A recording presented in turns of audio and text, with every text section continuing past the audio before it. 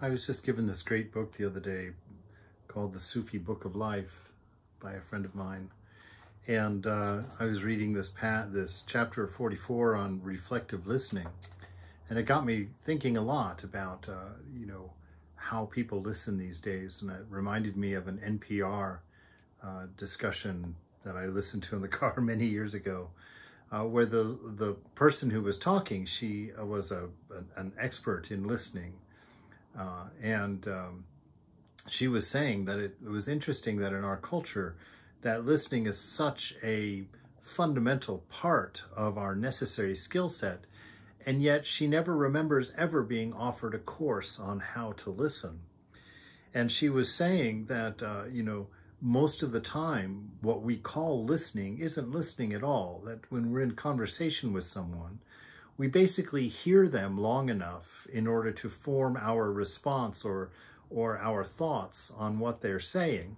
And as soon as we have come up with what we're going to respond with, we pretty much just sit there and kind of, wait until they finish speaking so that we get our turn to speak, and that we really don't hear each other. And she was talking about this skill of active listening, which I encourage you to look into. It's a wonderful skill to have. It will definitely deepen your relationships.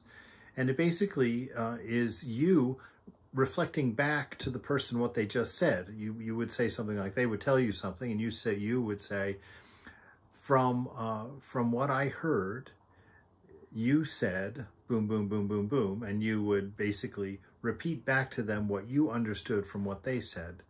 And then they would do the same back and forth until you really get the essence of what they were trying to say. And I was quite surprised to find that my conversations with people went so much deeper, so much more quickly than any other time, that it was a wonderful skill to learn how to listen to somebody, to not be concerned about what your response is or what you're thinking about it, but to really hear what they're saying. And then your conversation with them becomes about digging deeper into that understanding of what they're saying. You put your own agenda on reserve at that time. And in this chapter called Reflective Listening, in this book, he says, many courses today teach good listening skills. The relentless draw of Western culture toward outer life and the individual goals forces us to admit that we have forgotten how to really take in the concerns of another person. Perhaps this lack has, in part, driven the rise of Western psychotherapy in the last 100 years. Because we no longer really listen to each other, we train professionals to do it for us. Some research has concluded that whether psychotherapy works for a person depends mainly on whether there is a good relationship between the therapist and the client. Trust, a feeling of give and take, and a focus all seem to be essential. The Sufis would call this pathway the pathway of mujib, sacred listening. This quality can develop from strengthening the heart and making it a conscious container for what enters it. That means to actually listen, to be conscious of what is being said to you and let it enter into the heart in a place of sincerity and earnestness, where you're holding those thoughts from the other person in order to understand, in order to make room for them in your own heart. The training of the heart also allows one to empty the container, so to speak, so that it can receive more and not hold on to what has been received. This takes one into what the 20th century Sufi Inayat Khan called silent life, which is nothing other than the original creative silence that began the universe.